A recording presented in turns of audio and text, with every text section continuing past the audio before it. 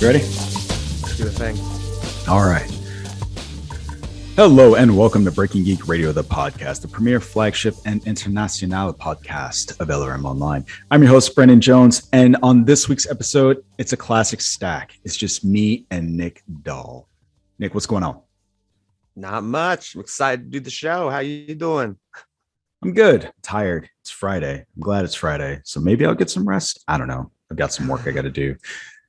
But who cares? Nobody cares about any of that stuff. We've got things that we're going to be talking about. We've got not a substantial amount of news, but some news. But in addition to that, we're going to be having conversations about X, which is A24's latest horror film. We're also going to be talking about The Lost City, starring Sandra Bullock and Channing Tatum. We're also going to be having a conversation about Halo, which both Nick Dahl and I had an opportunity to see. Wait, Ready to get in some news? See X? No. Okay. Before we get to that, I do have I saw the best tweet where someone put the X poster next to the Men poster. Yeah. The trailer you shared with me. And they're like X-Men? A24's X-Men. Yeah. A24's X-Men. Man, that Men trailer is wild. Like, I wasn't going to talk about it today, but I loved it. The same guy playing all the men. I can't remember the actor's name. He's one of my favorite British actors. So trippy. Yeah, it's super Even weird. the younger guy. It's like a teenage version of himself de-aged. Yeah, and I'm really curious what it's going to be about. And for those of you who haven't seen the trailer, so this is an A24 forthcoming trailer, and the synopsis that we have of it right now is: in the aftermath of a personal tragedy, Harper retreats alone to her beautiful English countryside, hoping to find a place to heal. However, someone or something from the surrounding woods appears to be stalking her. What begins as simmering dread soon becomes a fully formed nightmare inhabited by her darkest memories and fears. So one of the things that drew me to this, Tanya was the one that sent me this trailer, and it is directed by Alex Garland, which was the thing that got me excited about the film. So if you are familiar with any of his work, like, he's most known for Ex Machina with that'd be the big Oscar thing. Isaac dancing. Yeah, it's a great scene. So that's primarily what he's known for, and so that was the thing that was like, yeah, I have to see this movie. A lot of people I know love Annihilation too. I just haven't seen it. I do not. Okay, and good. So it's funny. I was watching it. So. Yeah, I was thinking about. I was trying to push that movie out of my head, because when it comes to Alex Garland, that is the film that Pistol Pete and I talk about the most, where I'm just like, people love this movie and we both think it's shit. So, but yeah, that's a movie that's coming out. I think we should watch it for the podcast, especially given the quality of X, which I'm going to talk about later in the show. Awesome. And just to close the loop on what you were saying. So Roy Kinnear is the name of the actor. I love seeing that guy pop up in British stuff. Yeah, and Jesse Buckley is the person that plays Harper. So should be fun. Should be an interesting time. Roy Kinnear, if you need a face to the name, he is M's second in the newer James Bond movie. That's so why I recognize him. Yeah. So if you're like, oh, what do I know that guy from? Like, that's probably where you recognize his face from. That's probably the only thing I've seen him into. When I say he's one of my favorite British actors, I'm like, I love him in those scenes where he helps out and do a thing. So we'll see. So he's her we have only memorable assistant in like any. There are always like number twos. She's like the only he's like the only memorable, like, pops up more than once. I mean, probably has more scenes. Yeah. I would imagine. We'll see. I'm looking forward to this, but you ready to do some actual news? Some planned stuff. All right. So we got a few Marvel stories.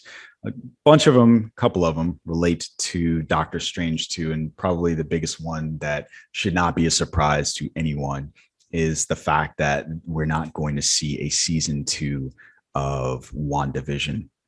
And this relates to Doctor Strange in this way. So SFX Magazine was having a conversation with Mohamed Diab, who is the director of the forthcoming Moon Knight. And one of the things he told them was, it's like a crazy world. Even with a successful show like WandaVision, they're not doing season 2. She jumped into a film. Maybe she's going to come back or not. I don't know. And that's exciting. So we've got confirmation from the director that's kind of the route that they're going to take. And I think we kind of assume that based on what we've been seeing in the past. So like one of the earliest examples where we had confirmation, not necessarily that there wasn't going to be a season 2, but certainly that they were going to continue the story in film, was Captain America, right? So with Captain America and the Winter Soldier, we saw at the very end of that show that Captain America would return in Captain America 4, and we got confirmation shortly thereafter. So I don't think there was a lot of expectation that there was going to be a season 2 of that. And so here we have with WandaVision, very similar, like, hey, she's jumping into this. And I have heard rumors that they're talking about giving her own film, Elizabeth Olsen. So Nick Dahl, any of that to weigh in on? Are you shocked? Are you surprised? What do you think? What are your thoughts? Just the way that's set up, it felt like a limited series versus like, honestly, I could have pictured until the last scene, Falcon and the Winter Soldier season 2. Even if it was Captain America and the Winter Soldier, though, of course, you want to put Cap in a movie, not a TV show. But it just felt like it was one story. If there was going to be future Wanda and Vision action, it would be a completely different series. Like, I think it's a rumor that she's going to be an Agatha Harkness or Agatha Heart of whatever the show is called. It'll probably just be called Agatha. Well, they already have a... I'm just kidding. We were having a weird naming convention. By the way, I thought of something since then. Secret Invasion's not named after a character. Armor Wars isn't named after a character. Jammer, if you're listening. But it makes more sense to do that. And I didn't hear the rumor about her getting a movie, but people online have been like, "Give me a Wanda trilogy." Like, I have all the Wanda stands are all over my Twitter, which is fine. They're like, give us a Wanda movie trilogy and stuff. And it, even if she gets another series, it would never be WandaVision again, because that title even makes it sound like it's, a TV, like WandaVision. It's like a TV theme to it. And it's not like you can really do the same story where she traps a town and they're in a TV series. Yeah. Yada, yada, yada. We'll see what happens. I imagine that we'll probably get more solid information on that after we see what happens to her in Doctor Strange 2, which we have a little bit of news on as well. Nice so segue. We were having conversations, a couple of weeks ago about the length of Doctor Strange and what we, you're right over there? Yeah. Good? Try to drink my Coke. We were trying to figure out how long it was going to be and whether or not there were going to be some disappointed folks. And I think at the time, we thought it was just going to be 2 hours or just over 2 hours. So we have another rumor out there, and this is from the Brazilian ticketing website Ingresso. So you see how deep into the rabbit hole we're trying to figure out how long this movie is. They're clocking it at 148 minutes, which translates to 2 hours and 28 minutes. And so that's going to make it the second longest runtime of all the Phase 4 films. And then it's going to put it behind Spider-Man No Way Home. Runtimes I'm kind of indifferent about. I do think that they have a lot that it looks like, based on the trailer, they're trying to churn through. So I trust Sam Raimi to know what he's going to do with this runtime. I've never watched one of his movies except for Spider-Man 3 and be like, oh my God, this is just dragging. So, Nick, how do you feel about this competing runtime, which is almost a half hour longer than what we initially thought? Well, Jammer asked me on Slack if I thought it was real or not, based on how when movie theaters get their actual run times, because we usually get them around the time that like a week before, like the day you put up pre-sales or the week before you put up pre-sales, you can like schedule it out. Because if like you're getting a 4-hour Zack Snyder movie, you have to like know when to put the tickets up. But usually these sites are pretty accurate. Usually when we get rumors like this close, they're accurate. And my only fear with long run times is bathroom trips. What's your fear? Speaking of Batman, is bathroom trips. Otherwise, I'll watch a long ass movie if it's good. And it almost seems too short for how much is going on. I don't know. I'm afraid Raimi 2.5 or 2 hours? 2.5.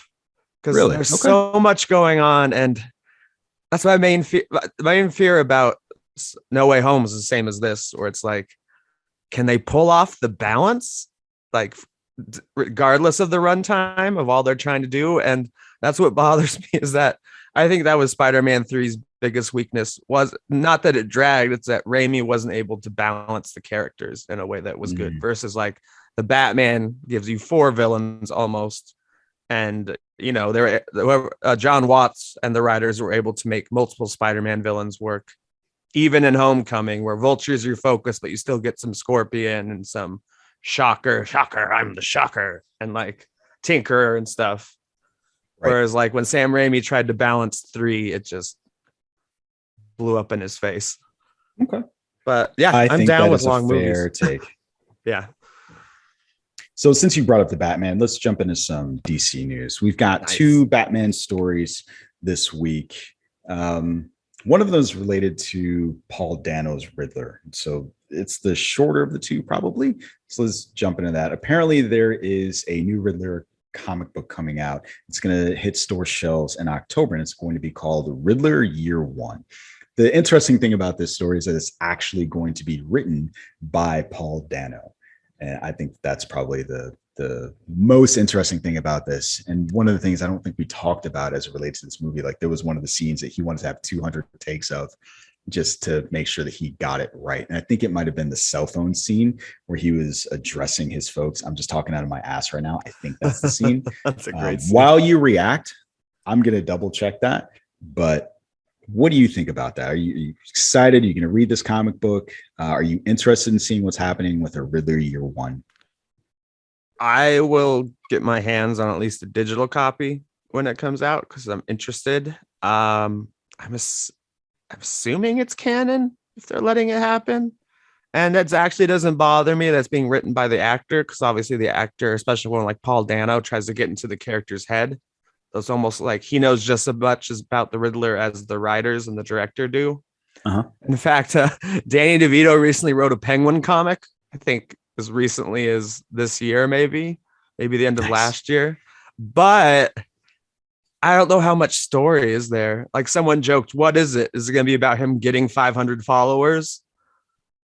Because it's like, we know his like where he came from. So like how it's not like he did anything noticeable by the Batman until the movie. It's going to be about the job that he did when he was a cryptographer, not a cryptographer. What was the job that they said he did?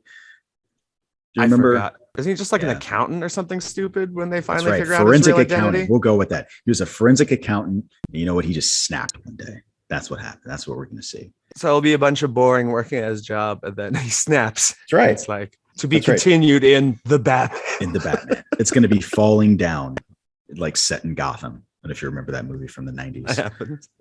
You haven't seen Falling Down? Oh, man. No, crazy. It sounds great if you're comparing it to what I just described. It is basically that. So it has Robert Duvall and oh God, who's its star? Crap. I can't think of the person's name. I can see his face. Who plays older Michael Douglas, Robert Duvall. And it's directed by I have heard of this movie. Yeah, and it's directed by Joel Schumacher, oddly enough. So bringing it all back to Batman. Yeah. Bat signal. So we'll see. And the scene. What were you looking up? Okay. I was looking up the scene that he talked about where he did the 200. He wanted to do 200 takes. And it was the scene where he's talking to the Batman through the phone. So I assume that is the church scene. Yeah. Because it doesn't say. I don't think it doesn't say Batman through a phone and any other. I would have figured it was the being in a cell scene. Yeah. Seems like his most important scene in the movie, but maybe Robert Pattinson was like, fuck that. I'm not doing 200 takes. The suit is hot. Yeah. I gotta go to the bathroom. I mean, he probably does an Iron Man 2, like people keep asking me how to go to the bathroom in this thing. There you go. I do remember I think it was Ben Affleck who got advice from Christian Bale. He's like, what's the hardest part? He's like, make sure they build in a way you can pee in your suit. Yeah. Or pee through the suit or something.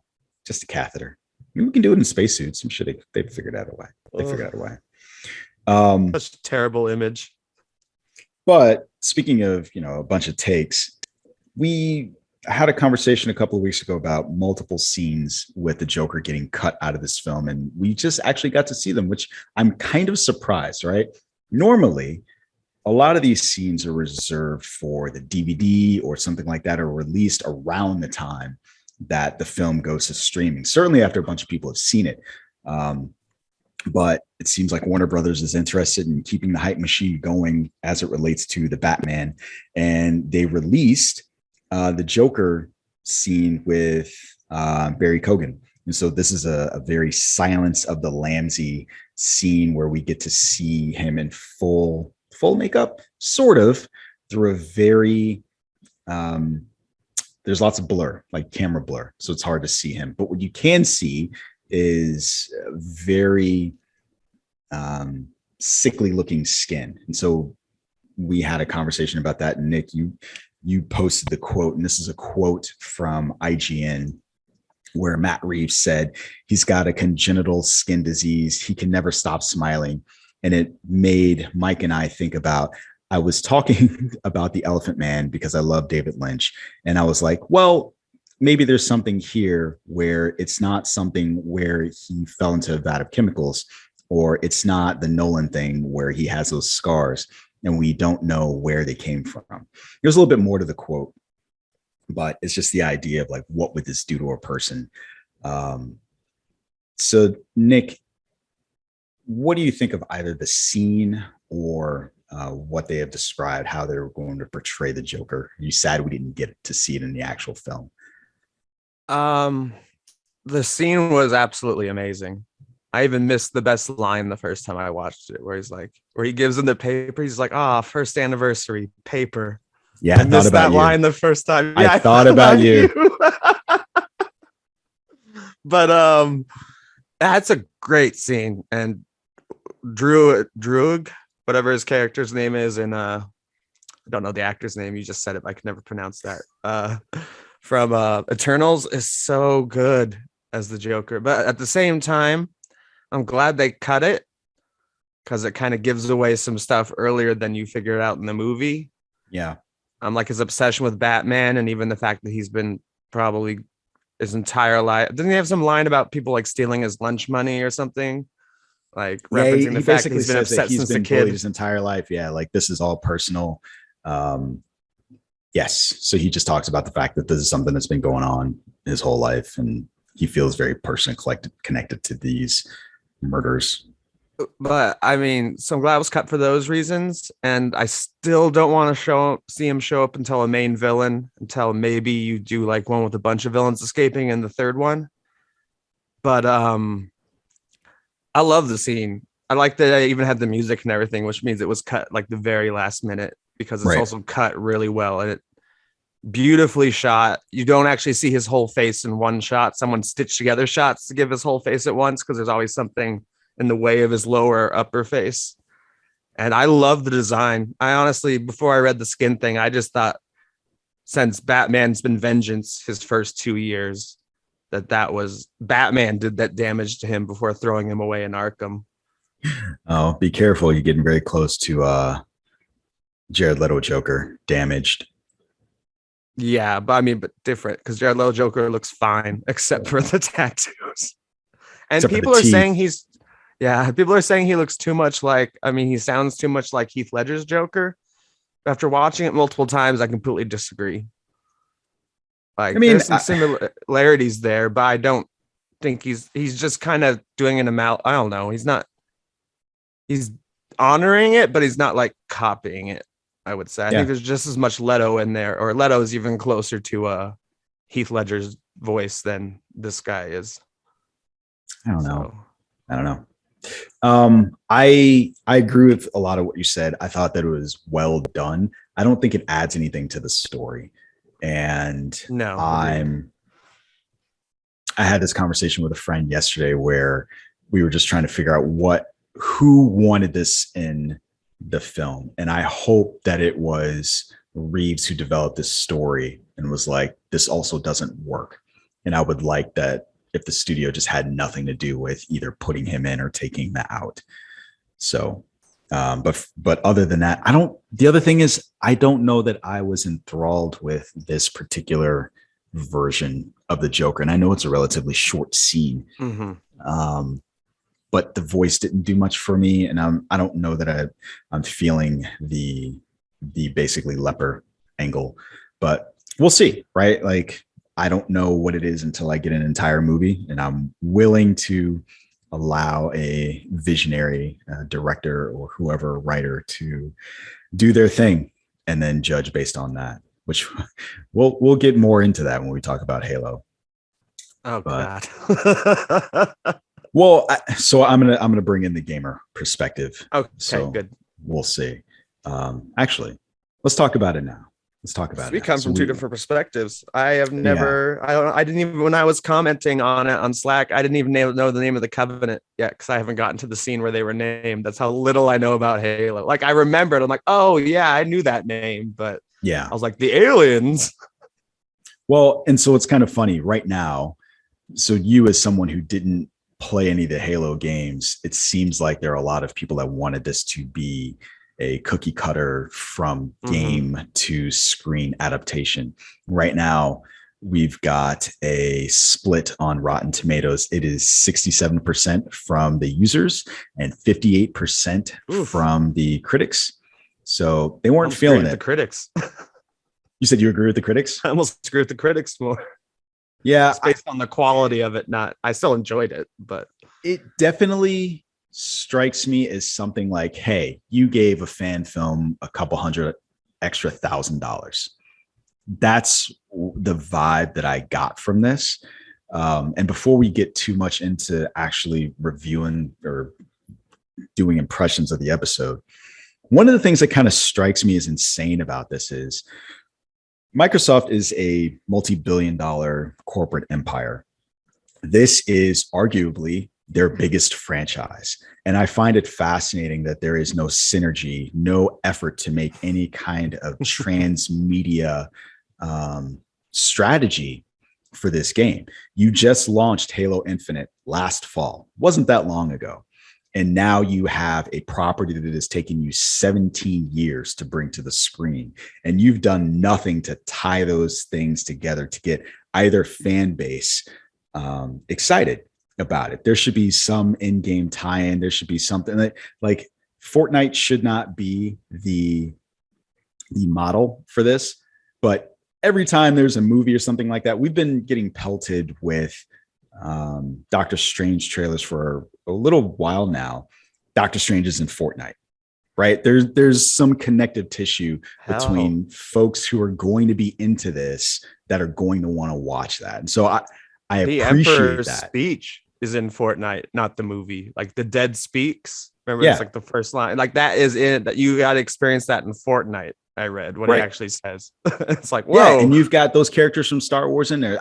I just think it is interesting. I think it's a miss by Microsoft. And maybe, as Danny has said on Slack, that is a vote of no confidence in this show. But Microsoft's name is all over it. Like, it says produced by Microsoft.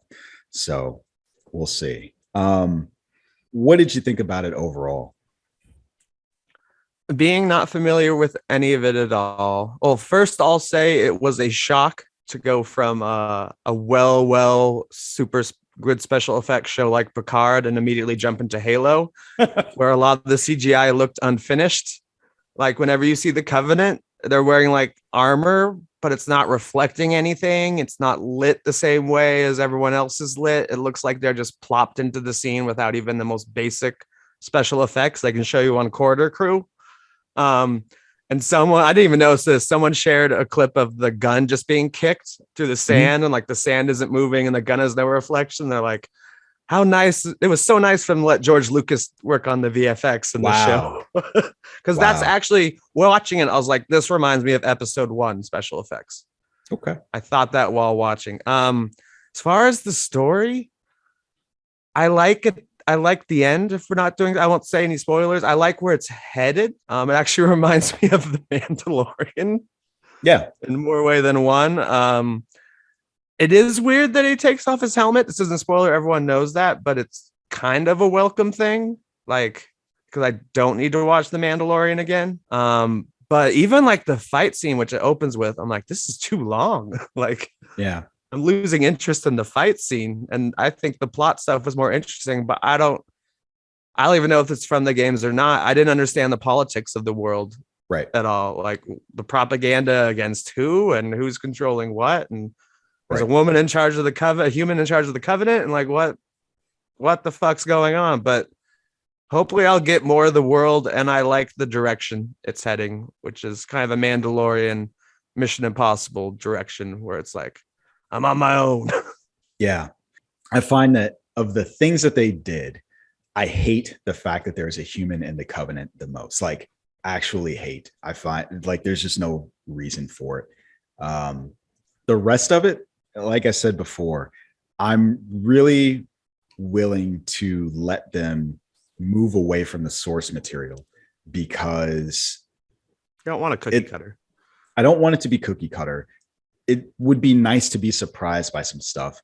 But fundamentally, it doesn't make sense to me to have a human in charge of the covenant or even part of the covenant, because it gives me very Battlestar Galactica vibes. And I'm talking like 1980s/70s Battlestar Galactica. So not in a good way. Like, why are you even here? She's not entirely human, though, is she? Haven't we seen trailers where she has tentacles and stuff? I have not. I have watched very little about I don't even know if it's that character. She almost didn't seem like the leader either, but she seemed like maybe someone who can read, I don't know, tell the doesn't need to be there. Doesn't, it's fucking doesn't weird. Need to be there. Continue your thought. I agree with you in terms of how it seems very similar to the Mandalorian, but it is interesting that we have gotten very similar stories where they seem like Judge Dredd almost offshoots, where you have this stoic character that doesn't take off their helmet until they do. Right. So we've seen that in the Mandalorian. We've seen it in this. I think it's hard to tell those kinds of stories without getting some sort of emote, because in Halo, you're supposed to be John 117. And it is a little different when you're trying to tell that story. So it makes more sense that he would take the helmet off. I also like that they are getting into the rationale for why the Spartans were created. So if you've read the books at all, you kind of know some of this, but they didn't really delve a lot into it from the stuff that I remember reading. So getting to see this conflict between the UNSC and these rebels, I like that they're not jumping straight into the Covenant War, but it does feel cheap. And I don't know that I thought that the fight scene went too long. I think it's because I understood what they were trying to do, which is they've built up these Spartans to be superhuman and be killed. Right. There's this conversation that they're talking about, and they're just like amazing. It can't be killed. And so you need to see that. And I think there are better ways to do it than what they did. But like I said, we'll see what happens. They did a very Mission Impossible type thing, right? Where you've got this character that's like down for the cause. And then just on a lark, the organization is like, you know what? We can't trust this individual. Yeah, we gotta eliminate him. So that's why I referenced Mission Impossible. Yeah. So we'll see what happens. I'm willing to watch it and see how it goes. I don't think it's bad. I don't know that I think that it is a 59%, but or 58%. I guess rather than saying that would be my review, I can see why it got that. Yeah. I agree. I could see why there are a lot of people that didn't like it. And I'm curious how many of those people actually played the games. Because I consider myself to be probably a diehard Halo fan. I've played all of them except for the 5th one.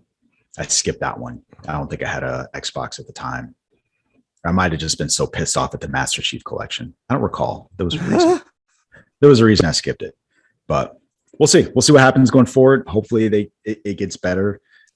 They've introduced a lot of characters that did not exist in the lore. And I'm really interested to see where it goes, because at this point, it barely resembles the game. That's the complaint I've heard a lot. Like, even if you're going to do your new original plot, it should be like you said. I don't like cookie cutter either. Like, I haven't read the Boys comic intentionally, but I know the Boys has differed so much from the comic already that it's like, oh, this is like, like if you want the same plot, play the video game again. Don't watch a movie or a TV show. And so I'm going to have a conversation with Pistol Pete about this on his podcast, Nerds Adulting, because both he, myself, and another guy, Josh Wick, are really big fans of this series. And so the two things that I've said, I think a lot of us have lived through enough reboots to know that the source material is always going to be there. If that's what you enjoy, this doesn't take anything away from it. Star Trek and Star Wars are a little different because those are continuing stories. And so I would not get upset about this series. At least I wouldn't. And then the other thing is I kind of developed this rule where, like I said at the beginning of this conversation, writers need the ability to develop their own vision for what this is going to be, how it's going to work as a show for multiple seasons or whatever. And I'm going to let you have that leeway. And I'm not going to beat you over the head with the source material until I've decided I hate what your vision is. Because it's like you had something that got me to sit down in front of the TV to begin with, which was the source material, and what you've conjured up is worse than that. So now I'm going to beat you over the head with it. You should have just done something more akin to that. But that's I think. I do like that. I almost feel like other streaming services are going to start to do this. When you boot up Paramount Plus, the logo is Master Chief driving around the logo, like the Paramount Plus logo. That. It's every time I turn on for Star Trek, I'm like, oh wow! Like, was Disney gonna do that eventually with the Disney click? Like, suddenly Wanda will show up and like blast it or something. It's a good idea. It is Obi-Wan an will attempt to get people excited about the thing. Like I said, there was a huge transmedia miss for Microsoft and Halo here, and it's like I don't understand how you dropped the ball on that. I've criticized Star Trek for doing the same thing. Like, I think it was in 2009. It was either when the 2009 Trek dropped or when Beyond dropped. It was a significant anniversary for the series. And it's like, here is your opportunity to tie these things together. And you've just not even made an attempt. But it would have been the first one that came out in, like you said, 2009. And the original started in 69. Okay. See? So, yeah. So whatever. I did put Spock in it. I guess. Both Spocks. The first. Anything and the else to say? Now we have the third. No. That's a lot of Spocks, a lot of Kirks. Give me a goddamn Cisco. Bring me Cisco back. We just said that the other day. I'm going to keep saying it until somebody does it. So many people on Twitter are saying the exact same thing as you. I don't even know who Cisco is yet.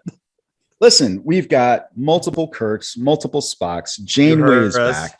Picard is back. Where's Cisco? 3 Uhura's. 3 Uhura's.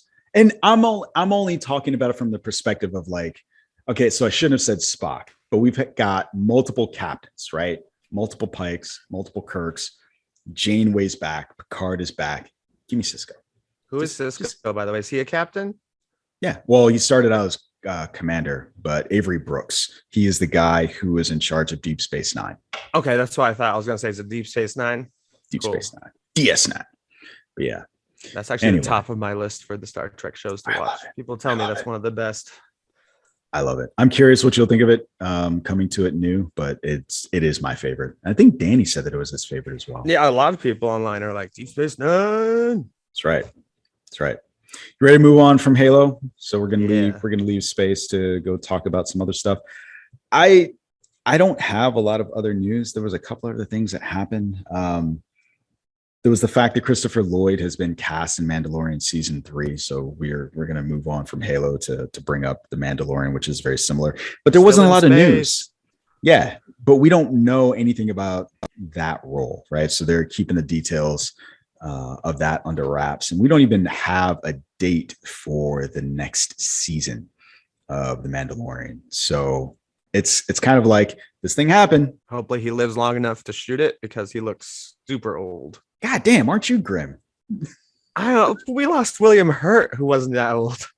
It's just, he was 71. 71 is, listen. Christopher Lloyd looks far older than that. John Williams even recorded the Indiana Jones music before they started shooting because they were afraid he would die. Jesus. All right, listen here, Grim Reaper. But are you excited that Christopher Lloyd is going to be cast in The Mandalorian season 3? Hell yeah. I almost imagine him being like a Nick Nolte type role where it's just his voice on like a alien that looks like him or something. And I don't know. They've done really good. I know he's not technically a comedian, but a lot of his, he's known for Doc Brown and like Who Framed Roger Rabbit and Star Trek. But and Fester, Uncle Fester. Like I think that he he was Uncle Fester. Yeah, I think his roles are largely comedic, especially if you look at like Taxi. Yeah. I think they've done a great job of hiring comedians in interesting roles. Like is it Amy Sedaris? I think so he's a comedian now? Are you sure he's a comedian now? No, I'm just saying like they hire interesting actors and like like even like the very first episode, Horatio Sands is the first bounty. So I think they've been doing really creative casting. Even in, I'm sure it's the same casting department. Even in Book of Boba Fett, it's like, oh, cool. Danny Trejo's here. Awesome. I think as an acting, I think it's fair to call him an acting legend at this point. Yeah. Like just the roles and the films that he has been in. And what I also think is interesting is that he is an individual who has also been in Star Trek. So to see that crossover, it would be interesting to see what they end up doing with him in this film. Finally introduce the Klingons into Star Trek and he'll be playing the same character from the Search for. That would be fun. So you're excited? You're excited to see this? Yeah. I mean, like I said, there's not much of a news story, but when I read it, I was like, cool. I would be happy to see him pop up in anything. Yeah. It's like, you know what? I'm intrigued. Like the Rick and Morty ad where he plays the live action. Yeah. Rick, which is obvious because the original show, the short for Channel 1 was like Doc and Marty or something, right. But definite basis in that. So Nick Dahl, here's the deal. I would like you to tell me about The Lost City. I didn't get a chance to see it. I'm sorry for that. But this film, it has a 85% audience score and a 75% on Tomato Meter. So I would think that it would at least be enjoyable unless I read what Danny said. So Danny, who's not here today, he went to see it with an individual and he said that the comment from the person he watched it with was, "That was shit." Danny said, and I concurred with them.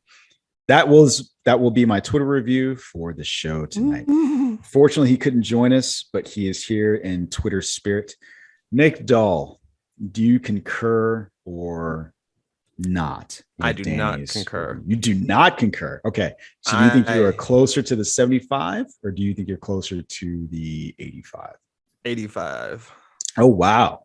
Nick I Dahl really enjoyed it. No, it's been like a trend this year. I've seen lots of movies that aren't great and are pretty stupid, but they're enjoyable as hell. Like I would put this alongside Scream and Uncharted as far as like these movies aren't some masterpiece or even like great. They're entertaining. Like I was thoroughly entertained for the entire runtime. Especially with the cast, like seeing Daniel Radcliffe and like a twirling his mustache villain role. Yeah. And Brad Pitt's stuff is just as good as the trailer promises. The first time he's called on the phone. Well, first of all, he's a trainer named like John Trainer. Like there's a joke where everyone in Channing Tatum's phone is just like, it's what like they do. Yeah, or who they are, and like one of them's like blowjob or something. But like he's like Jack Trainer. It goes pretty far. I think it's PG-13, but there are What's lots. blowjob's first name? I don't remember. I'm just curious. It's a woman. It is a woman. Hey, but lost my train of thought. Oh, just like his stuff. I'm hilarious. Sorry, to distract you with a blowjob and brutal. Channing Tatum, I haven't seen him, it feels like in a while, in a great comedic role or really in anything, and he's fantastic. What are you talking about? You didn't see Dog? No, I actually, that's why I know he's in something recently, is I walk by the theater that's showing Dog to walk into the theater showing Lost City. And, you know, like Sandra Bullock, never been a huge fan. She's hilarious. You've never, are you serious? I've never been a huge fan. I like Sandra Bullock. I know. But it's interesting. I really like Sandra Bullock's movies. It just makes me think of the line from Horrible Bosses, where he's like, I fucking love Sandra Bullock. Yeah, she's awesome. But it's fun. I've never seen Romancing the Stone, but obviously they put the Alamo Drafthouse put similar stuff before it in the pre-show, and they showed the trailer for that and Jewel on the River Nile or something. No, I'm combining names from different movies, but Jewel of the Nile. Jewel of the Nile.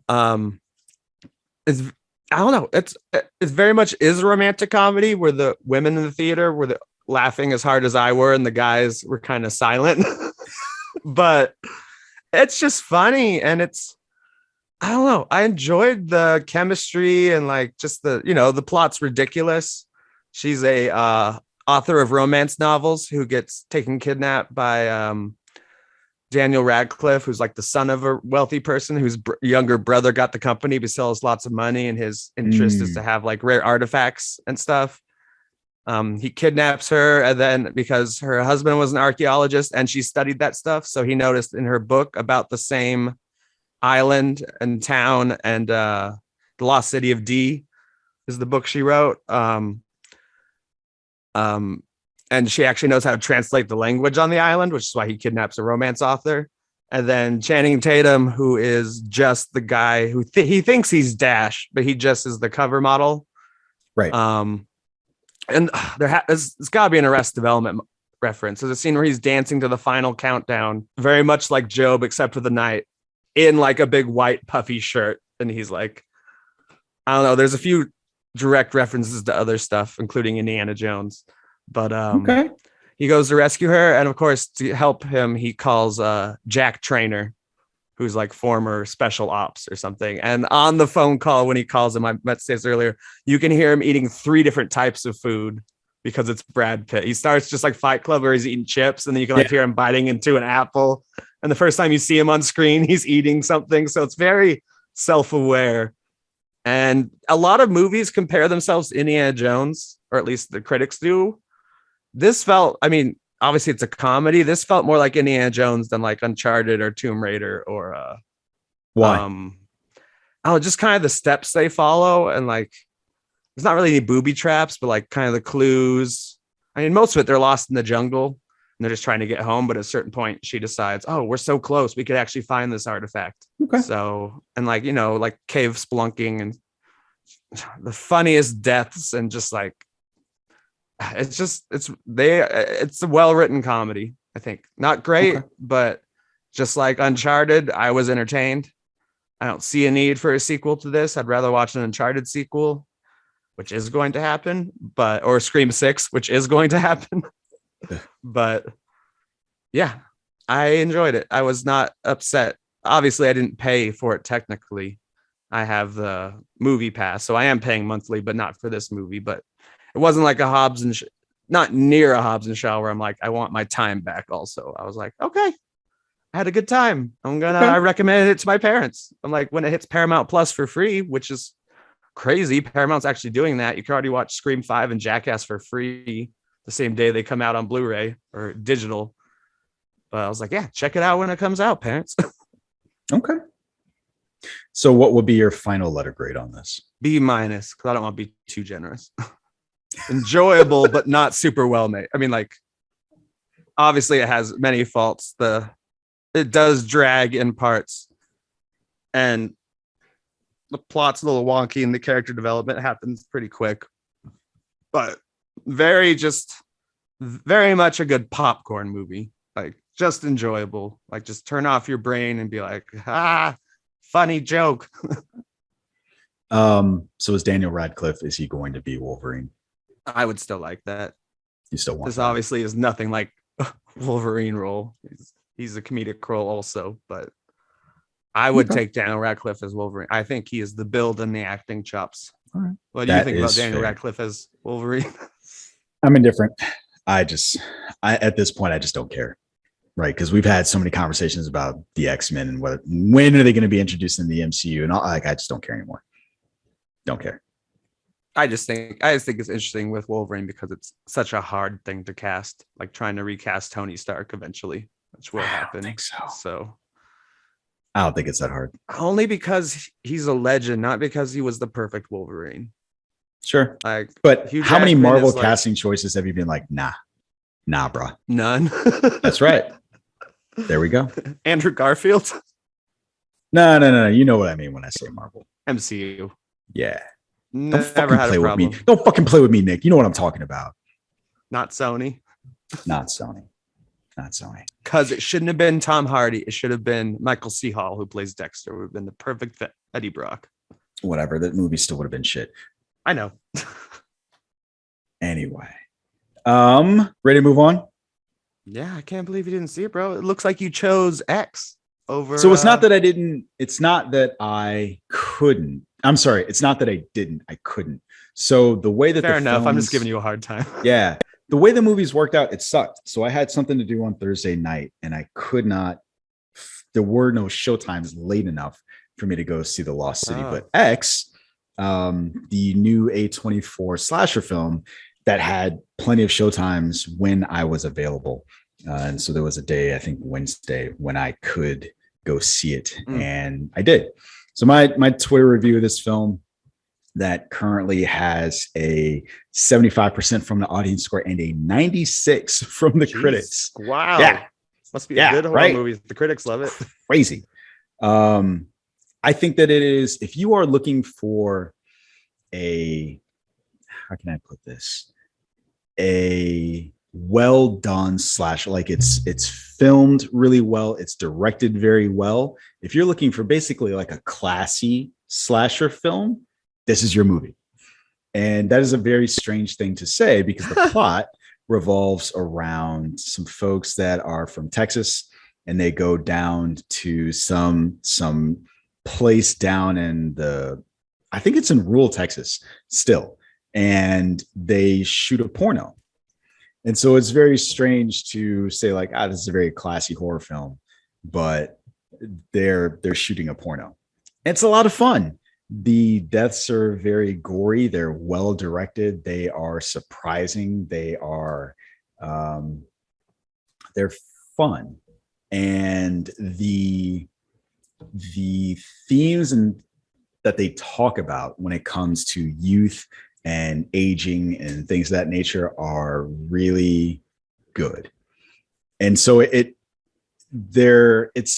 different than a Scream. It's different than like a Jason or a Halloween. And it's an A24 movie. So I kept looking for like something, something else. Don't, right? Just go in there and accept the movie for what it is. I really enjoyed it from that perspective. I think that, I think most people would too. Like if you like horror movies, if you like slashers, you'll be into this. So if you accept like those 80s films where it was just like sex and violence with no supernatural elements, if that's kind of your bag, this will be your film. And one of the things I like about it is that it takes place in like the 70s. And so there's not a lot of connectivity or anything of that nature. And so you feel as secluded and trapped as the individuals are in this movie. So I enjoyed it. If you have time, go check it out. And yeah, there's that. I would give it. I was gonna say, it doesn't sound like it's for me just because it's a slasher. But yeah, I like Scream, but it's because it's a twist. Yeah. What did you give it though? I'd definitely give this a B+. Because the trailer, even I was like, I like the filmmaking aspect. I was not into Scream, I think, as much as you were, but I was definitely into this. And so this is definitely this is definitely a B+ horror movie, right? It's a B movie. It's exactly what it's supposed to be. So it's a lot of fun. That's it.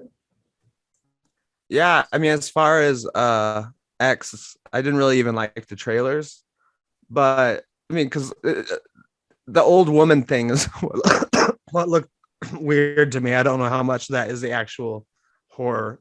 You will hate this movie. Okay. I would hate this movie. Yeah, you would hate this movie. 100%. You know who else would hate it? My friend Andrew, who old people in anything creep him out. And that is the crux of this movie. He can't stand the Frighteners because of the mom of the person who's actually crazy, who seems like the villain for a while. Yeah. Anyway. So shut it down? Yeah, shut it down. All right. So Dear listener, if you like what you heard, do all the socials, like, rate, comment, subscribe, share. We would definitely appreciate it. Also, LRM Online has other great material for you. Where, but of course, on the Genreverse, as well as LRMonline.com. Nick Dahl, where can you be found? I'm at Geeky Nick Dahl on Twitter, and I do Marvel Multiverse Mayhem with Kyle, and we're working on a Star Trek podcast. But on the next Marvel Multiverse Mayhem, which will be next week, we get to start a Marvel show again, finally. Moon Knight! Nice. And our last episode, which is coming out soon, we watched Fantastic Four, 2005, did a commentary on it, and discovered it was way more fun than X-Men Wolverine Origins. Okay. And you can find me contributing to the website as well as on Crazed by Wolves. So that is a podcast that Pistol Pete and I do, and it is solely dedicated to the HBO show Raised by Wolves. It's a lot of fun. They just ended their season. We're going to do one more wrap-up show, but all the episodes are going to be available wherever you get your podcasts. And of course, you can find me right here on Breaking Geek Radio, the podcast. Folks, as always, thanks for listening, and we will catch you on the next one. Hasta lasagna. Delcaniania. Mission accomplished. I was thinking we should let Danny do his own, just pick a different Mission Impossible quote to throw in each episode. Should. Red light, green light.